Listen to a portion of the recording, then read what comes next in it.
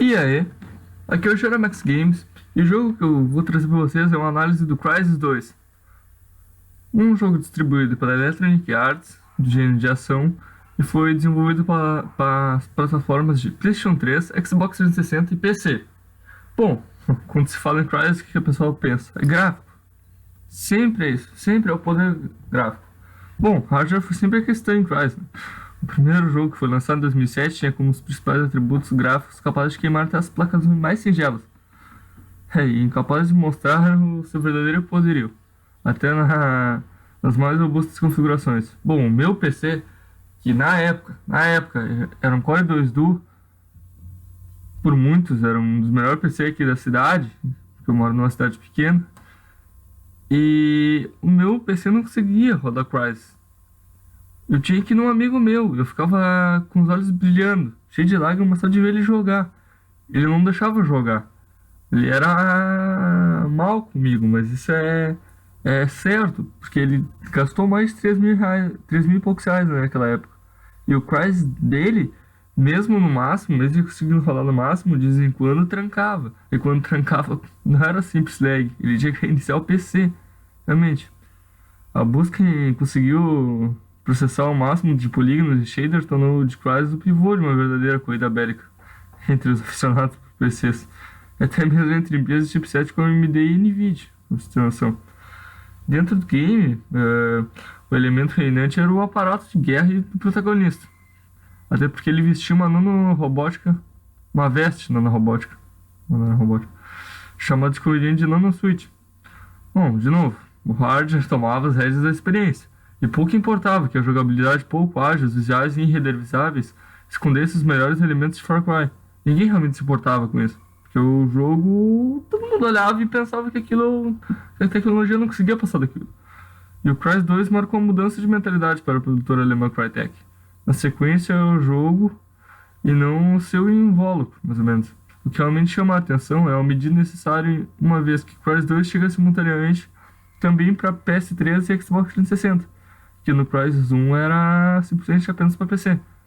As arquiteturas do processamento não são cambiáveis, como os do PC, para PlayStation 3 e Xbox 360. É justamente nos meios encontrados para superar essas diversidades que o game se torna um dos mais versáteis FPS que tivemos o prazer de desfrutar, praticamente. Eu sim, acho o Crysis 2 melhor que um, minha opinião. É mais ação, eles deixaram de lado um pouco o negócio de gráfico, é gráfico, é gráfico. Sim, eles têm um gráfico altíssimo, mas eles deixaram muito de lado isso e pensaram também na jogabilidade. Mas vamos falar agora do tema de US$ 1 milhão.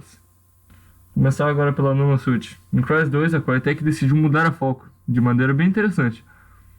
Isso aí do poder bélico, mais ou menos, e entra na navegabilidade. Ainda é possível pegar um soldado vivo com apenas uma mão e arremessá-lo por metros, muitos metros. Ou chutar um carro em cima do oponente desavisado. Tá de boa ali, o cara chuta um carro longe. Mas se é algo que a nova nanosuit 2 considera como o maior poder do universo, acho que é mais pela inteligência mesmo. E sim, a nanosuit 2. Eu gosto de chamar 2.0, mas é a nanosuit 2. É diferente, ela é mais ampliada. A primeira habilidade que o jogador aprende a usar, até mesmo de dar o primeiro tiro, é o Tactical Visor. Quando acionado, o sistema da roupa reconhece no ambiente uma série de pontos de interesse. Seja um heliar, uma munição, ou até mesmo uma tática em amarelo. Toda informação pode ser tagueada e mantida no radar. O que realmente encoraja que o jogador explore as vantagens táticas a todo momento.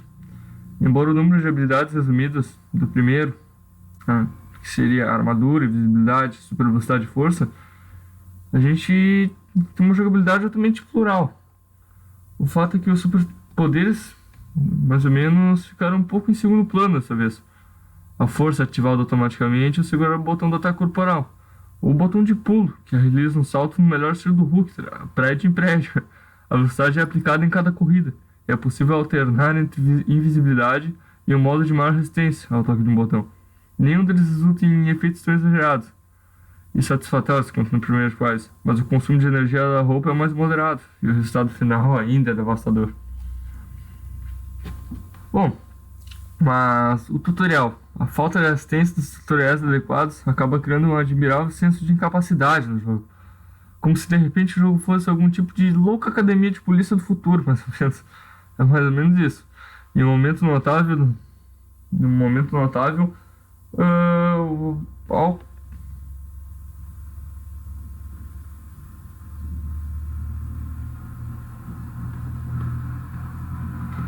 vamos dizer que o jogador acaba meio que pegando o jeito de maneira natural. Muitos casos da natureza, livre dos ambientes e da versatilidade,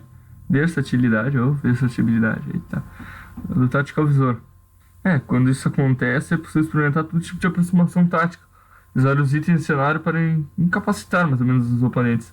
O jogo é bem mais linear que o antecessor, mas traz arenas amplas, muitas das quais permitindo que o jogador entre e saia sem sequer nenhum alvoroço, por causa da invisibilidade. A arquitetura aberta traz lá seus problemas. É possível passar o jogo todo com o dedo no gatilho e o mínimo de cautela. Quem escolhe a sua saída, mas mais ou menos vai virar um clone de Call of Duty. E vai incorporar o Rambo também. É mesmo, Sylvester Stallone. Ahn, mais ou menos que o jogador entre no penúltimo nível, vamos dizer. Se vocês querem realmente um desafio para se virar, entra no penúltimo. Ou se tá muito bom FPS já, tu já entra direto no último. E o jogo, por causa desses poderes aí, dessas habilidades que deixam o jogo mais fácil. Agora, se você é iniciante, começa o jogo. Depois do momento, você vai se acostumando e vai achar o jogo bem fácil. Daí. Por isso que eu já boto direto no normal, no penúltimo. Bom, a IA do jogo, ela dá problemas. Como um jogo desse nível de gráfico e com um campo tão aberto, a IA tem que dar problemas de vez em quando. De vez em quando a gente passa na frente, atrás do boneco, você não bate barulho, ele não percebe, ou o boneco trava num pilar e não sai de lá, a gente chega por trás e aperta. Quando a gente chega perto para dar o ataque corporal, o boneco simplesmente fica parado quando a gente vai agarrar ele. Ele não tenta fazer nada. E a gente pega ele do pescoço, estoca ele longe e nada acontece. Isso é um problema daí. Só que são os erros que podem ser perdoados por um campo tão extenso do jogo. Bom, mas isso é uma experiência única de se jogar. Fala de Nova York agora. A história de Crysis 2 leva o jogador pelas ruas de Nova York, em crise, invadida por alienígena e um grupo de paramilitares. Mas meio que nunca deixa de ser uma desculpa passageira para as explosões e tiroteios do jogo. Não seria um grande problema se não fosse por algumas premissas narrativas geniais. Ou melhor, estilo Mirror's Edge. Oh. E por uma trilha sonora composta pelo o mestre Hans Zimmer, que foge do óbvio e dá ao jogo uma enorme carga emocional. Se você pegar a trilha sonora do primeiro Crysis e do segundo e comparar, a do primeiro chega a ser desempolgante, enquanto que a outra é empolgante e fica na história. Você chega a cantar as musiquinhas do Crysis. Nunca acabei. Mas a Crytek incluiu uma modalidade de multiplayer também, digna da nota. Crysis adapta todos os itens da cartilha Modern Warfare, os perks, os kills tracks, os níveis, a sua jogabilidade ágil, plural. Cada jogador pode ficar invisível ou super resistente, e o balanço que o sistema mantém, mesmo com variedade de armas e modificações para as roupas, é o maior positivo. Não seria um Crysis se não falássemos sobre os visuais. A Nova York da sequência é criada com um especial cuidado com os efeitos como água, fogo, fumaça, luz e partículas. Tudo é trazido à tona por uma revisão da CryEngine 3. Mais ou menos a mesma usada no Crysis 3, só que com uma polida. Apesar de manter intacta a qualidade visual do seu antecessor, se prova mais leve e acessível. Eu conseguia rodar no meu Core 2 o Crysis 2, só que eu não consigo rodar o Crysis 1. Eu não entendi ainda isso. A perfeição é consideravelmente menor nas versões de PlayStation 3 e Xbox, enquanto os usuários PC podem ter acesso a todo exuberante colírio visual, com a placa Radeon de quinta geração ou equivalente, mais ou menos. Aí é tranquilo para se rodar. Bom, uma conclusão. O Crysis prova que hardware não é tudo, e faz de maneira consciente e criativa. É um FPS que, ao contrário de Call of Duty e Medalha de Honra, te encoraja a pensar fora da caixa. Os ambientes são muito bem construídos, e cada novo oponente traz algum desafio exclusivo a ser superado e um motivo para mais ou menos te puxar para fora de seu esconderijo. Quase 2 não é perfeito, isso é verdade. E sua transição para os consoles não foi das mais suaves. Não foi das melhores. Mas eu ainda acho que ele é um ótimo jogo. Mas é o tipo de experiência que faz todo um gênio parecer um bocado limitado em comparação. Quase 2 teve mais ou menos nota 8, 8,5, 8,5 mais ou menos das reviews mundiais. E a história se passa com você, Alcatraz, o nome do personagem, ah, dentro do submarino, que é atacado por alienígenas. E quando você está saindo desse submarino, aí toda a sua equipe morre. E chega um super soldado na nanosuite, que a gente não consegue reconhecer, salva a gente e leva a gente para um lugar. Bom, nosso personagem teve sempre problema de fala e tudo. E ele só fala no final do game. No começo do game ele não fala nada, nada, nada, nada. Só no final. Aí esse super soldado nos resgata e mostra um vídeo. Esse vídeo, o super soldado falando que a gente é o futuro da Terra, isso, aquilo, a gente tem que matar os alienígenas. E quando ele tira o visor é o Prophet. O Prophet era o nosso comandante do primeiro jogo. Sim, pra não ficar um vácuo total na história, eu vou fazer a análise do primeiro jogo também. O Prophet. E aí ele insere a nanosuite no nosso corpo, a nanosuite nos cura e ele se mata. Porque a invasão alienígena deixou uma espécie de doença pior que câncer e muito deformal. Você morre muito rápido. E o único jeito de safar dela realmente é a morte. Ou uma nanosuite. Mas a nanosuite cada 5 pessoas tem a cada 7 bilhões.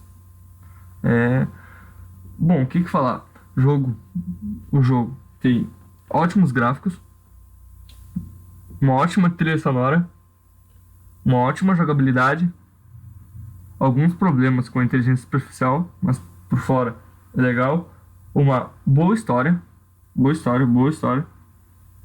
Ou seja, o jogo é bom, muito bom. O que é? Hoje em dia não vale mais a pena pagar R$ 150, R$ 200 num jogo. Se você conseguir encontrar Crysis por um preço lá pelos seus 60, R$ 80, ou até mesmo 100 no máximo, se tiver algum especial junto com Crysis, vale a pena comprar. Eu acho que o jogo vale a pena. Eu gostei muito do jogo, até porque eu sou um fã de FPS. E melhor que esse estilo aí é difícil de encontrar. Você tem que jogar Battlefield e Call of Duty. Se sair disso aí, tem Medalha de Honra e Crysis. Só que entre os novos Medalha de Honra e Crysis, eu sou mais de Crysis. Não tô dizendo que Medalha de Honra é ruim, eu tô dizendo que eu prefiro Crysis. Só que é por gênero. Vou lhe dizer, mais ou menos, que vale a pena jogar. Mas é isso aí. É isso aí por hoje, então, galera. Espero que vocês tenham gostado. Se gostou, deem like. Se não estão inscritos, se inscrevam no canal. Tudo de bom, tudo de melhor, sempre. E ficamos por aqui. Na próxima análise, trarei Call of Duty 4 Modern Warfare. Vamos começar com bastante FPS para depois pular para outro gênero. Então tá, forte abraço, até logo.